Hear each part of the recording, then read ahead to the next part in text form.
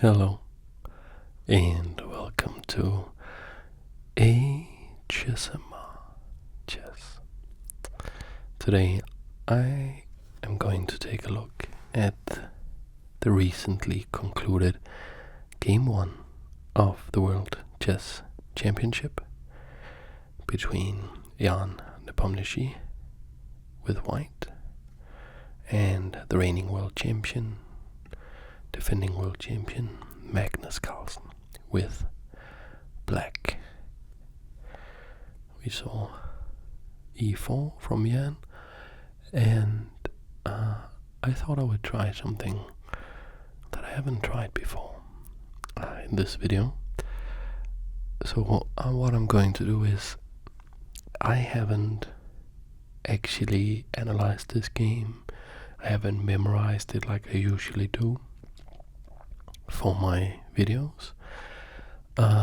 This game is, as of this recording, only a couple of hours old. Instead,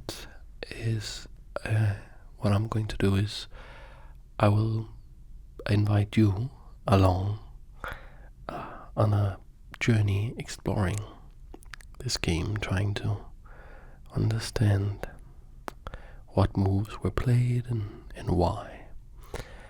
So, how did Magnus respond to e4 by Carlsen-Nepomniachtchi? He played e5. He could have played maybe c5. The Sicilian. Can I make an arrow? I can. That would be one of the popular moves as well, but e5, very classical. We saw knight f3 attacking the pawn from white. Knight c6, so this is a very, very classical way to play this. Defends the pawn. So now I'm curious if we will see, I guess, a bishop move, either c4, that would be the Italian, or bishop b5, that would be the Ruy Lopez, or the Spanish opening. Okay, so bishop b5 attacking the knight, and here there are many things we can do. We could play knight f6, try to go for maybe a Berlin. Play f5. We could play many things. Okay, Magnus goes for a6. I believe this is called the Morphe Defense. It's not something I play myself, so I shouldn't say that actually. Before I knew about chess openings, I just improvised this for white, which is interesting because this whole opening, called the Ruy Lopez, is one of the oldest known openings in chess. It's named after a Spanish bishop, Ruy Lopez, who in the 1500s, I think like 1536, I want to say, he wrote a book where he analyzed chess, and this is one of the openings he gave. So it's like about 500 years old, but I played it in the wrong way. In this position, I captured the knight, and I was thinking that I would win a pawn like this, and my opponent Nikolai back then, he was not he didn't find the right move. But in this position you can punish white by going queen d4. So this attacks the knight, it attacks the pawn. When the knight moves, you capture the pawn. Only reasonable move is block with the queen. You capture the queen, and you capture. And in this position, you have absolutely no advantage as white. If anything, black has some advantage because material is equal, but black, they have the bishop pair. Like you can see, they have a light squared bishop, and white do not have a light squared bishop. So even though they have the same amount of pieces, the light squares are under black's control to a larger degree, and that's a significant advantage. Not something I knew about when I was starting out with chess, but so I captured here. Excuse me. I captured the knight on c6, and Carlsen-Nepomniachtchi, who is a Russian top grandmaster, he is the challenger for the world title, so he knows that doesn't work. He plays bishop a4, and I don't know the particular name of this variation, but it's the main one. This is what you see the most in the Ruy Lopez. Knight f6 attacks the pawn on e5, but I don't think you should defend that. No, you just castle, because if you try to take that pawn, which I think can be played, but it's not particularly good, because we can have d4, and there's a whole opening system going on here. But I'm just looking at the score sheet, and I can see that was not what they played. You can also try rook e1. This opening doesn't seem to score particularly well for black, so just bishop e7, the closed system. Maybe I should look this up. Whoops. Yep, this is called the Morphe Defense, the closed version of the Morphe Defense of the Ruy Lopez opening. So they are playing the Ruy Lopez opening, and they are playing the Morphe Defense to the Ruy Lopez opening, and they are playing the closed version of that defense. Okay, so now rook e1, saying maybe if you are thinking about capturing on e4, now I have protected it, and we push the bishop, and this is actually because now if you try, for instance, to castle, now you actually can capture here, because you can capture this pawn now, and there is no queen here with a fork, because when the knight goes back, I attack the queen, and you cannot capture here on e4 because it's now defended. So that means that after this rook e1 move, you have to kick the bishop first. When the bishop goes back, then you can castle. This is very, very, very standard. And here, I'm very curious to see what white will play, because there are a couple of moves you could go for. You could go for d5. You could go for c3, which is sort of the classical way to play this. This is there. I have a video with that between Capablanca with white and Marshall with Frank Marshall with black, where Marshall against c3 played the Marshall attack with d5, which is a very exciting opening. Let's see if that could be pretty cool, but I don't think it's very likely. No. No, h3 is one of the anti-Marshall attack systems, and this makes sense because the Marshall attack is sort of a wild, crazy opening, and you can like do some hyper preparation in that, and that's just not what you want. In game one, you do not want to allow your opponent something that's too aggressive, where you risk losing with the white pieces. You're not going to do that. And maybe, I know that actually a lot of my viewers, all of you guys and girls and everybody watching, that a lot of you guys don't really know like what chess opening theory really is, because you are new to the game.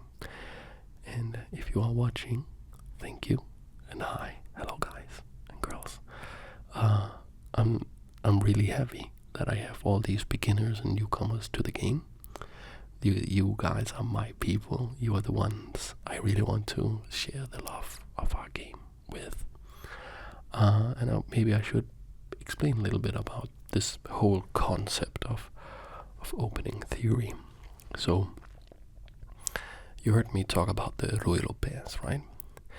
Which is like this 500-year-old opening book by Ruy Lopez. And he wrote down a sequence of moves, and if one of the players deviated from those moves, how to punish them. And I showed some examples, for instance, how I tried to win a pawn, and then there is a way to refute that and gain an advantage.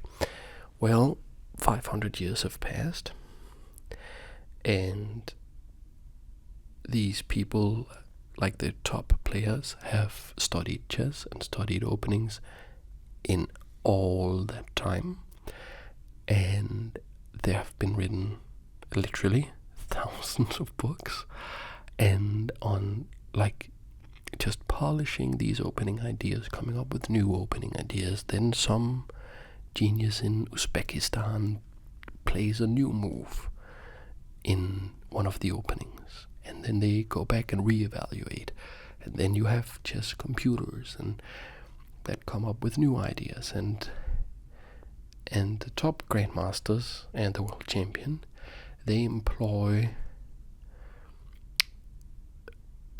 like they have a whole staff of people working for them. And I'm not talking like anybody, I'm talking about top grandmasters working for them, and all they do is analyze opening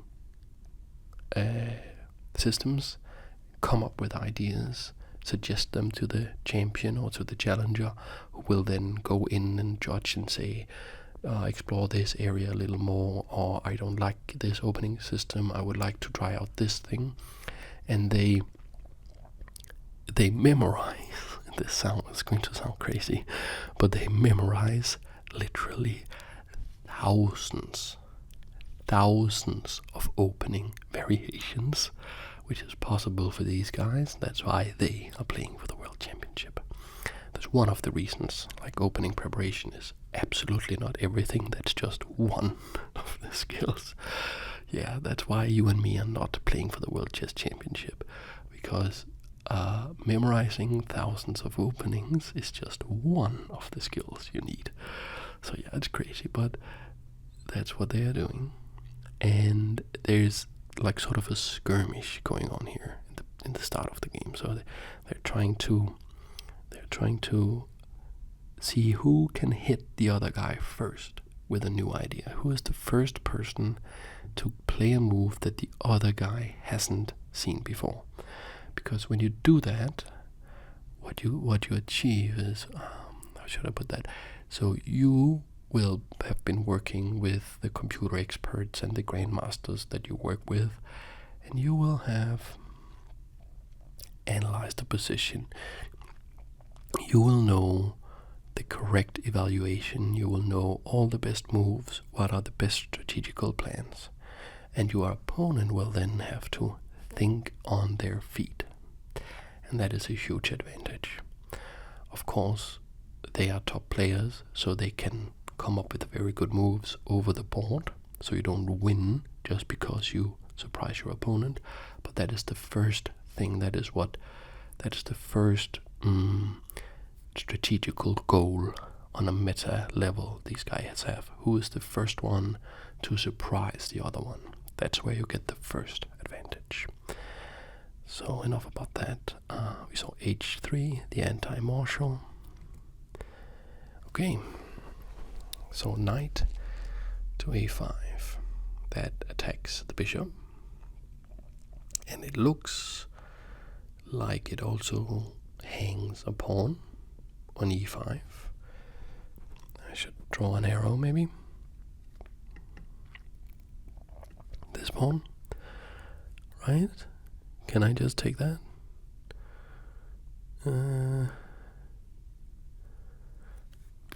Let's see. Right. So Carlsen-Nepomniachtchi took the pawn that was offered to him, and Magnus must now capture the bishop. I guess you recapture with the a pawn. Yep. So you don't take with this pawn because you want to take towards the center. You want to control the center of the board. So you want your pawns to point this way as much as possible, like that. And now also by capturing with the a pawn, you have some pressure here against this a6 pawn, because this rook has now been developed for free. But there is if you remember the first opening variation I did, where I said that black would have, in that particular variation, black would have the light squared bishop and white wouldn't have the light squared bishop. That's exactly what has happened here, actually, in just a more advanced, less childlike way. Because white is down a pawn. Excuse me, black is down a pawn. But I'm looking at the computer evaluation, and I'm also just looking at the two players, and I'm looking at the fact that we are on move 10. So, of course, this is something Magnus will know. Like, he didn't blunder the pawn. It's something like he knows that this is okay. He must know. And the justification is this guy. This guy's really strong. And the light squares are under more pressure from black. And actually we see that right away, because he plays bishop b7, which apparently also, according to the computer, is the only move that works in this position. But of course that's part of the preparation. This now attacks here on e5. It's attacked twice. And I don't think you can protect it like this, because b4 and you have to move the knight again. And I think maybe you will just lose the pawn. Yeah, and Carlsen-Nepomniachtchi plays d3. So how do we strike? Because it looks like white is doing very well with the extra pawn, and if we just have this, like these two pawns here, then then this bishop here is not that good if it's just biting in granite there. So what's black's idea here? d5, you know what, that makes a lot of sense, because you want to immediately do something about the strong pawn center on the light squares, so that you can free up this bishop and make it a strong piece. Jan plays e takes d. Magnus plays queen takes, and there is a not so subtle point of threatening checkmate like that. And let's see, you can defend it with the pawn, block with the pawn. I don't think they'll do that.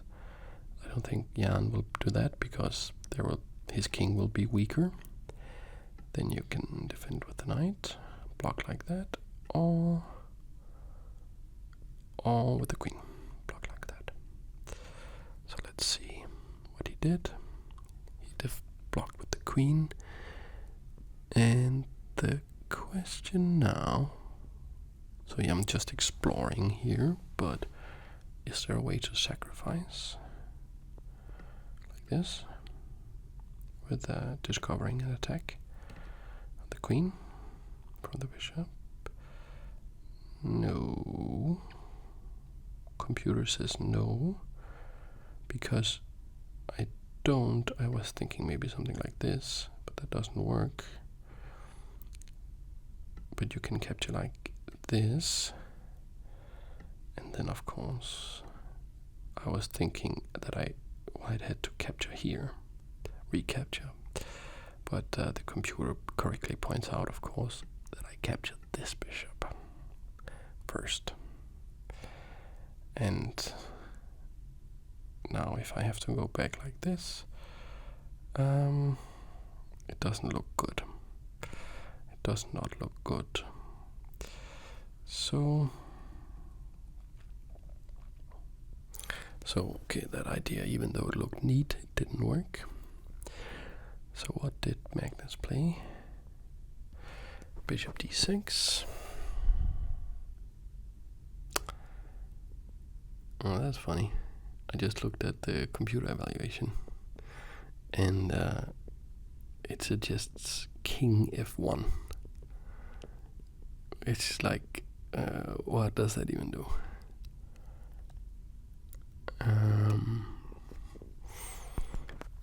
Yeah, computers are weird sometimes. Or maybe not, because that is exactly what Jan played. And according to the computer, it's the best move. So what's going on? Why not something more natural like this? Attacking the queen, so this doesn't work at all. Because now my idea works, actually. We attack like this. Because if I capture like this,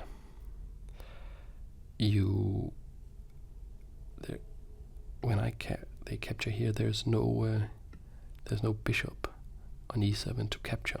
Instead, my rook is attacked. So that is one of the points of this bishop moving here. And of course, also one of the move now, looking in hindsight, it's always easier in hindsight, king f1, what it also does, of course, is it protects the rook. So that if we do this variation, and if I try to, instead of capturing the queen, if I try to capture here, now before, with the king here, black could have captured the rook, and that would have been checkmate, actually, because notice the king can't go here because of this bishop. Excuse me, this bishop covers that square, so that would be checkmate. So actually king f1 makes a lot of sense. It's just not, it's just not the move that I would come up with, probably. But then again, I'm not playing for the World Chess Championship. I'm making an ASMR video about it, and you guys are watching it, and we are having a good time. I am. I hope you are as well. I hope you guys are relaxed, maybe falling asleep, or just chilling out. So, what will we play here? What can Magnus play? Let's take a look. Wow, okay, so this is all about these variations that I've been exploring. Now, rook to rook on f2, b8 protects this bishop. So if there were a variation with queen takes knight, then there's absolutely no queen takes bishop, because this is now protected. Right. So then what do you do? What do you do? It's also interesting, like, why did Magnus play the rook on f over here? Why not the other rook? And I think it's just because of the pressure here from this rook on this pawn here. You want this rook to be able to protect the pawn.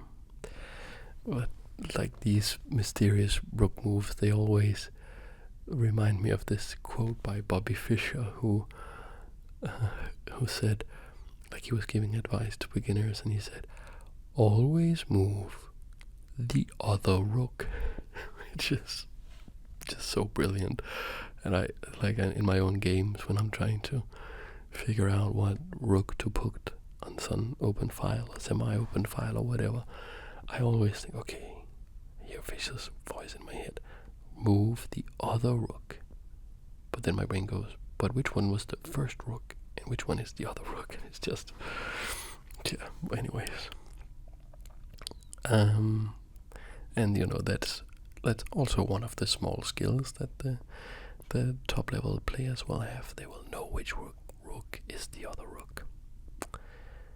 Okay, queen takes queen. A little bit of simplification. Knight takes. Has to be.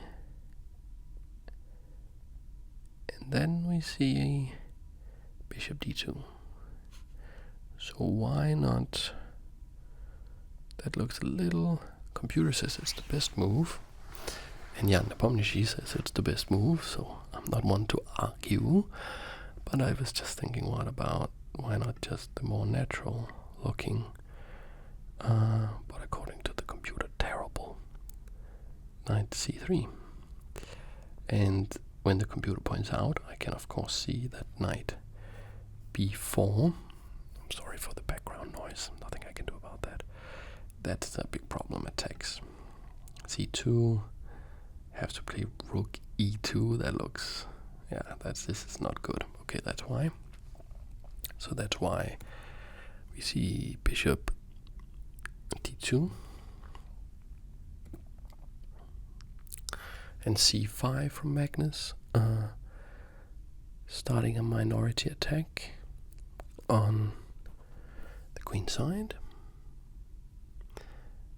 Yeah, so maybe a little bit of ambition going on. Not so ambitious maybe from Jan here. He goes back with the knight f3. So what is that about? Let's see how it's countered. So rook d6. Right. Rook d6. So when this rook is no longer needed to protect the bishop, because the queens have left the board, we want to move it. We want to move it. And we don't want to move it to the open file, because there could be an exchange. We would have to recapture with this rook, and then maybe this pawn, this pawn could become weak, but we have to move this rook. So we move it here, because otherwise, like this, they're getting cramped over here. Okay, because with the rook having moved to d8, we have now the option at the opportune moment to move the other rook that was otherwise trapped. So I guess that makes a lot of sense. And now we see knight c3 that I wanted to play before. B4, but why can't black play knight b4? A little word play there. And apparently white can play knight b4. So we have to protect here. We do that with the e rook. Okay, that makes sense, because we want to maintain the a rook with the pressure along the file. And the okay, so apparently Magnus says the bishop is defending this pawn fine, and he is now getting some more active rooks here. And it looks like black is very active, but of course, like, has the two bishops, the rooks are active, and this knight is very active, but of course white is still up. White is still up a pawn. Knight e2. Okay, interesting. Where is that knight going? Let's see if we can figure it out. So knight back, and Magnus plays knight back. So these two knights are connected somehow. Let's see if we can figure out how. Bishop e3. This puts some pressure on c5, but I'm still curious about the knights. The knight goes further back. Does the knight want to come here? That could be a good square, maybe. Would attack the bishop.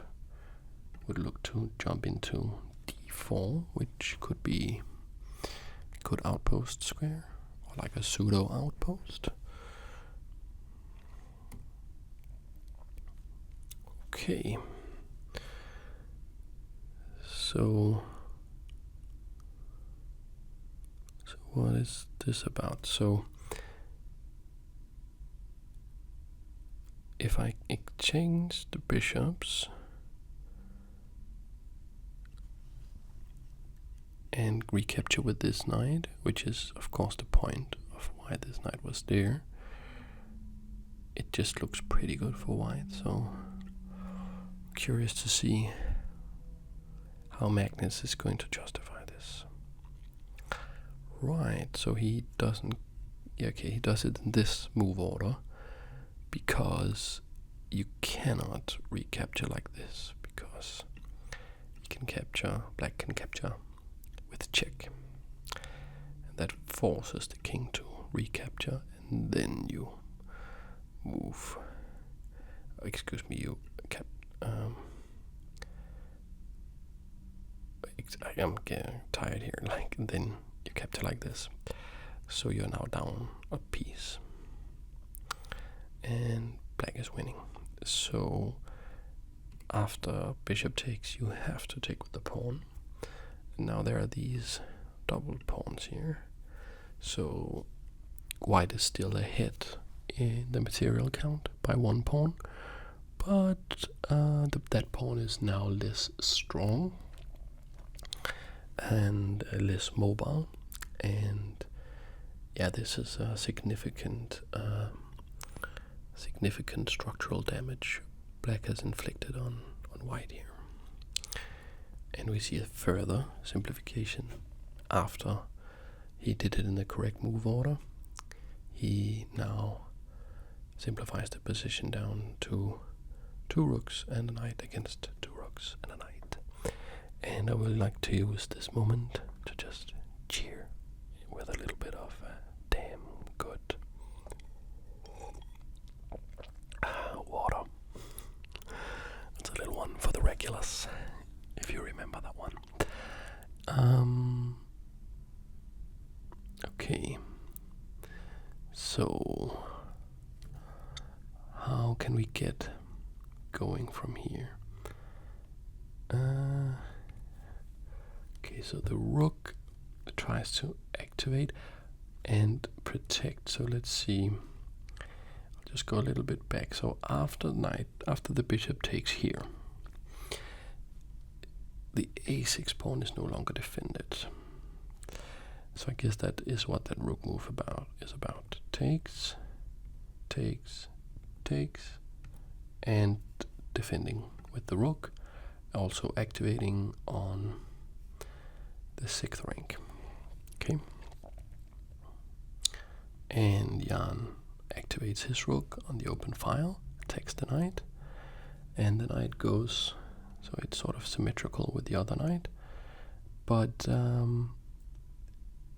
you can see the knight can come here to attack this pawn, and then I can come here to attack this pawn.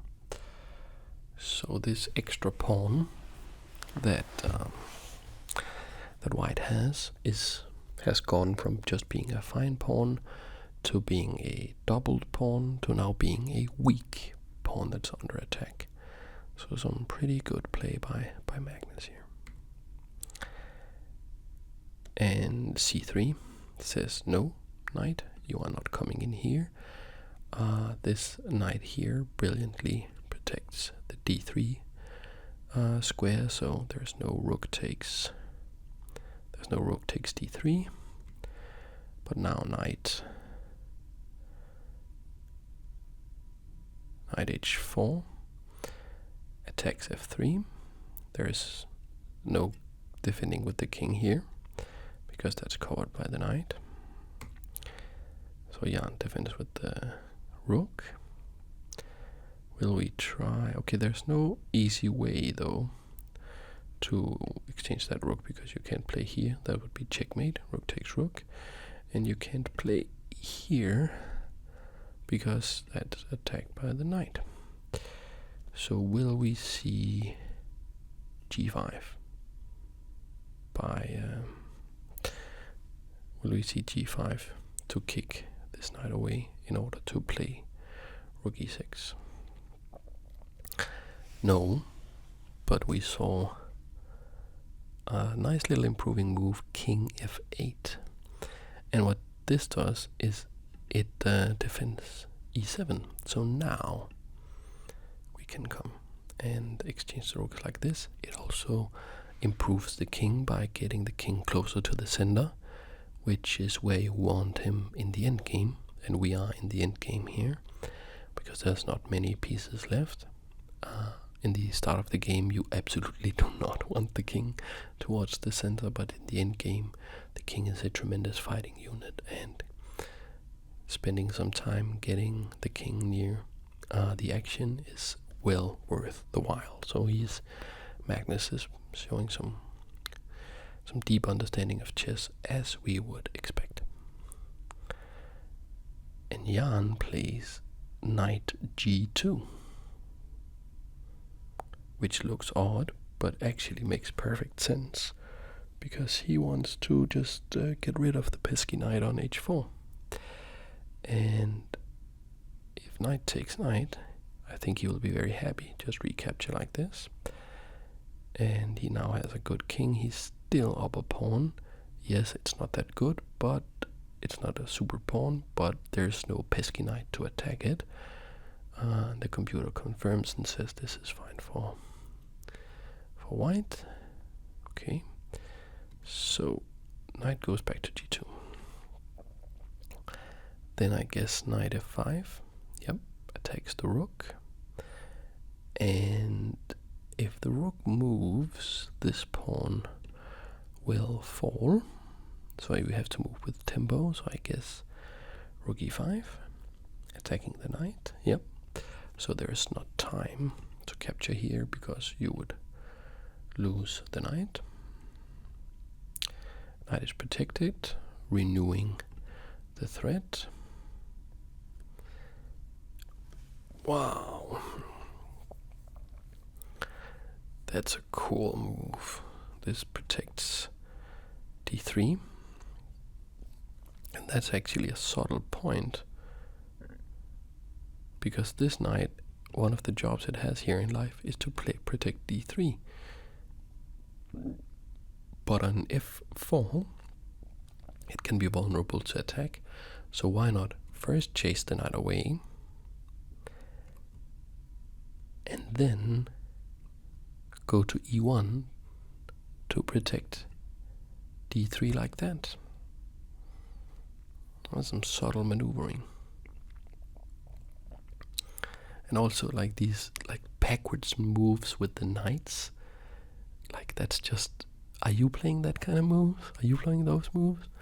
I mean, that's not the kind of moves I'm looking for. But these guys, they play what the position calls for. And they can find the moves. That's why they are playing for the World Championship. And we have more funky knight moves. Where's this knight going? Knight g5. That's of course also a point of playing g6. So you see here, knight goes here. It's attacked by the rook. It's defended by playing d6. This also vacates g7, so that after knight e1 you can go to g7, and I guess you can come to this square, and from that square you can go here, and the knight on that square would just be deadly. It would attack that, it would attack that. There would be no way to kick it away with a pawn. It would cramp these two guys. So some really subtle knight maneuvers going on here. And the rook prophylactically already defending against the knight coming to f4. But is this a problem? So the rook is attacked and can no longer defend that. So it has to move. And the knight looks like it's headed right where it wants to f4.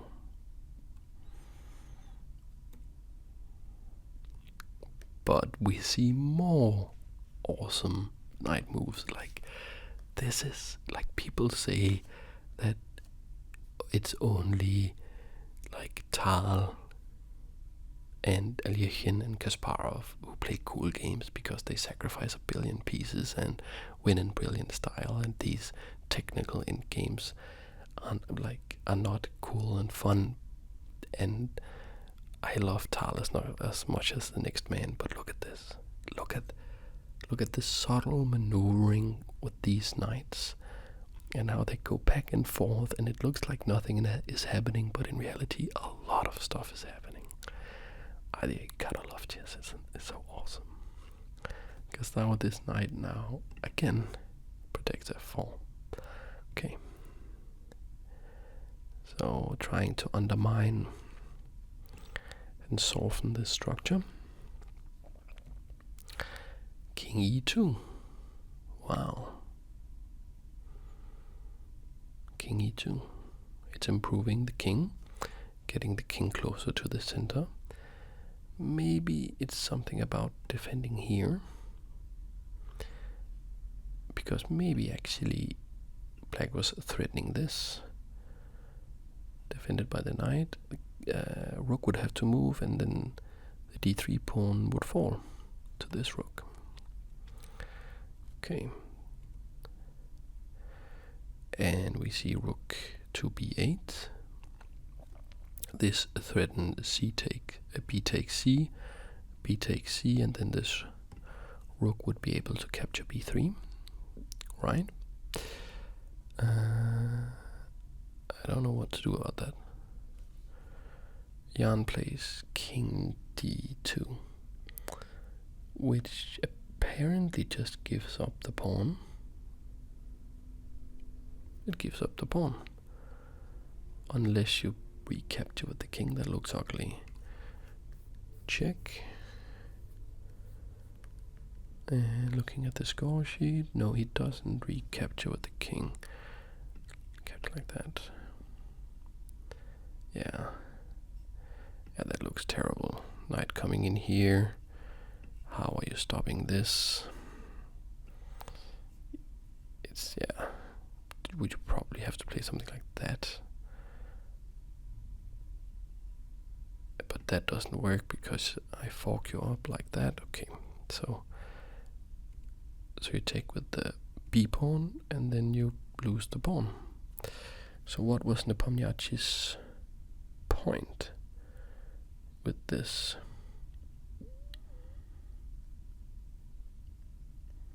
because it looks like he just lost a pawn.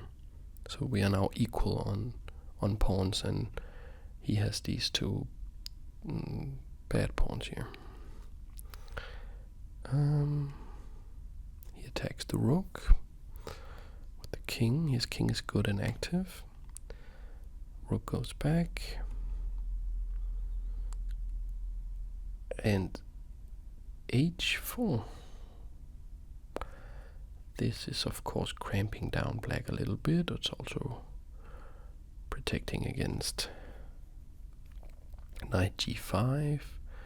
There could potentially be another way to look at f3,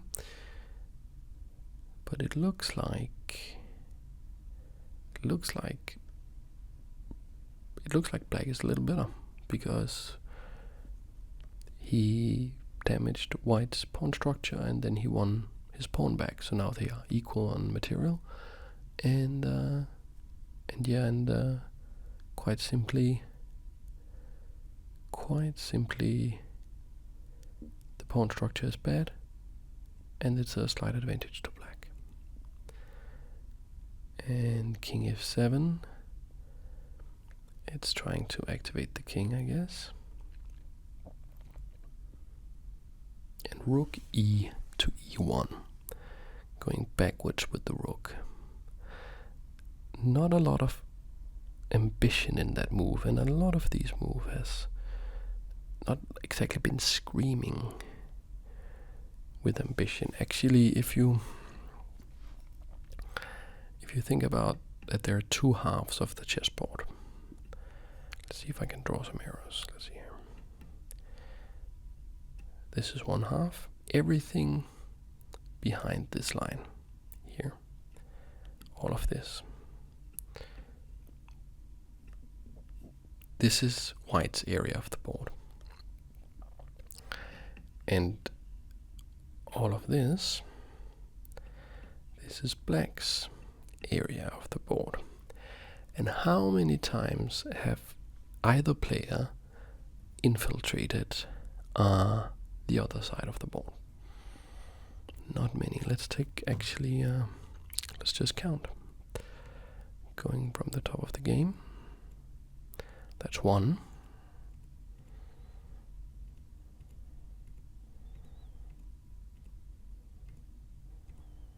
2, 3, 4,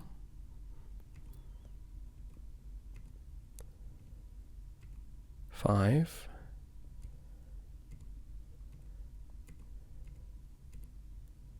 6,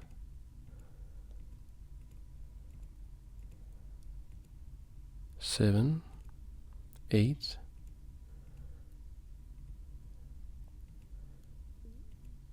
9,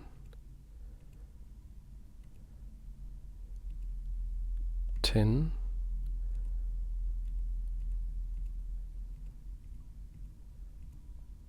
11, 12, if we count that, 13.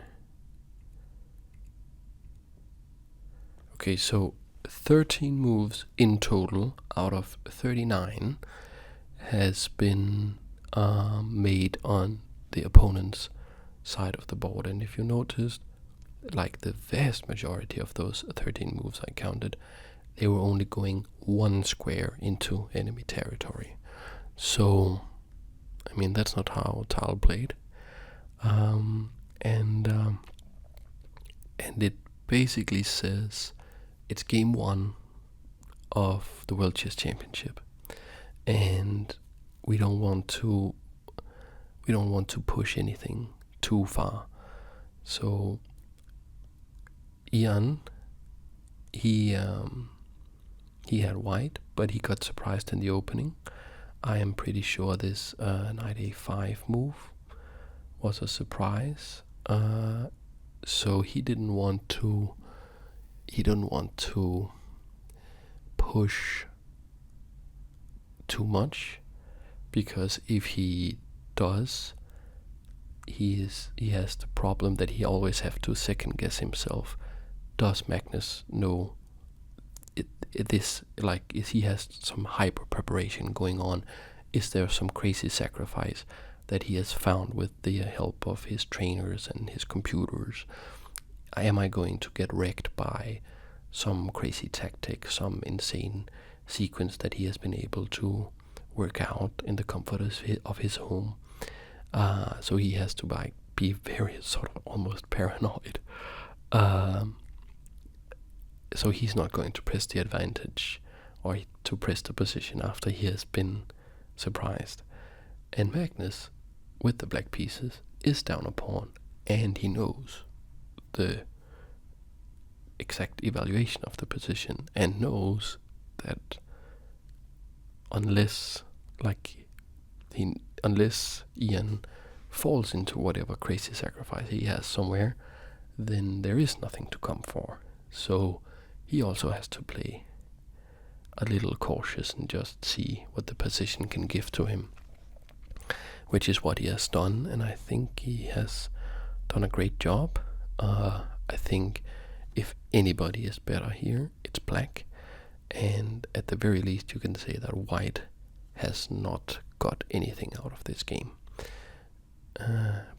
Black was able to surprise him with the sacrifice of the pawn, and then after that he dictated the game and said, okay, I'm going to damage your pawn structure, I'm then going to win my pawn back, and now the situation is you have a damaged pawn structure and we are equal on material, and you had the first move.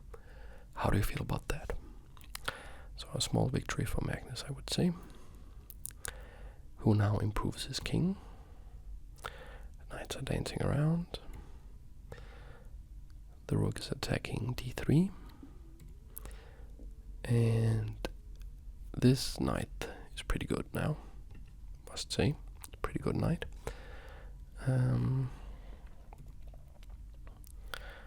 Rook on the file. Maybe knight e5. Attacking the rook. Going into enemy territory. Yep. So what do you do? Because the point is, okay, the rook moves. The point is the rook has to stay here on this on these three squares, because otherwise you lose this very important pawn. And then if you did that, I think black would be in grave trouble. Okay, knight c5 attacks the rook again. Okay, I guess that's the draw. Yes, that's the draw. So they agree a draw here, because it's going to be a threefold repetition, and you cannot try to get out of it like this, because it's the same draw. Still attacked, still has to go here, and I just go back and forth here, and it will be a repetition. So that's how the game ended. So who really won this game? I think Magnus did. So of course not on the scoreboard. On the scoreboard it's a draw, but Jan came with the white pieces. Magnus showed that he was very well prepared. There was no problem at all. Well, you know what, the way to say it is, Jan came with the white pieces, but he had to force a draw. He could force the draw, he was not losing the game, but usually black, there's a reason, like almost all of black's openings are called the something defense, the Sicilian defense, the Caro-Kann defense, the Budapest defense, and that is because black is trying to draw at the highest level. You try to win with white, you try to draw with black, and here white had to force the draw. So I think it's a small psychological win for Magnus, and it was a big pleasure to check out this game with you guys. I hope to be back tomorrow with analysis of the second game in this 2021 World Chess Championship match, and I hope I will see you in that video. Thanks for watching.